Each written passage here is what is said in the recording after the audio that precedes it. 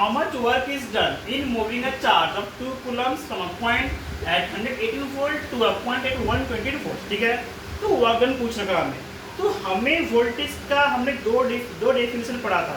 एक डेफिनेशन हमने पढ़ा था वोल्टेज और पोटेंशियल डिफरेंस। इज क्या होता है, पोटेंशियल डिफरेंस क्या होता है, is potential difference is a difference between two and points, है ना, अब पोटेंशियल एनर्जी, है ना। और दूसरा हमने क्या पढ़ा था, voltage is equal to work done to move per unit charge, है ना।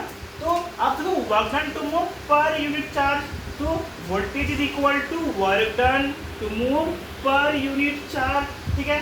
तो यहाँ से हम W ढूंढ सकते हैं, W फॉर वर्क डन है, Q फॉर चार्ज है, V फॉर वोल्टेज है। तो W इक्वल टू मुझे क्या मिल जाएगा, VQ मिल गया। अब देखो यहाँ पे Q फॉर चार्ज है, अब क्या गिवन डेटा उसको हम लिख लेते हैं, ठीक है। गिवन डेटा, तो गिवन हमें क्या बता रखा, तो चार्ज इक्वल टू हमें बता रखा चार्ज, और Q इक्वल टू हमें बता रखा 2 कूलम, ठीक है। दूसरा क्या बता रखा, देखो यहाँ पे 2 वोल्टेज गिवन है ना, बता रखा जो 2 कूलम चार्ज को ना ये कहाँ से कहाँ मूव कर रखा, 118 वोल्ट से 120 वोल्ट के बीच में मूव कर रखा, ठीक है। मान लो ये एक वायर है, यहाँ पे मान लो 118 वोल्टेज गिवन है और यहाँ पे 120 वोल्टेज गिवन है, तो इस पॉइंट से इस पॉइंट के बीच में कैरी कर रखा, तो इसके बीच का डिफरेंस होता है ना।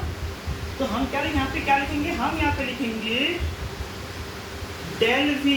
डेल का मतलब क्या होता है, चेंज इन वोल्टेज, ठीक है। तो कहाँ से, V2 माइनस V1, है ना, 2 वोल्टेज है, हम क्या पढ़ते हैं, पोटेंशियल डिफरेंस, है ना।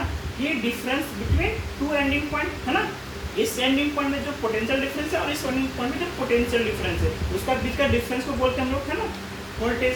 तो del V change in voltage equal to V2 minus V1। V2 कितना हमारे पास दे रखा, V2 मीन्स ये 120 वोल्ट, 120 माइनस V1 कितना है, 18 कितना है यहाँ पे 880 to 110 वोल्ट, है ना, 10 वोल्ट मुझे मिल रखा। तो अब पुट करते therefore work done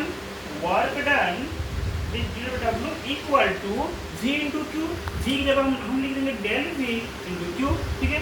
del V कितना है हमारे पास 10 आया, इंटू Q कितना है हमारे पास 2 दे रखा, 10 इंटू 2 कितना 20। 20 क्या होगा, वर्क डन क्या होता है, जूल होता है ना, तो जूल।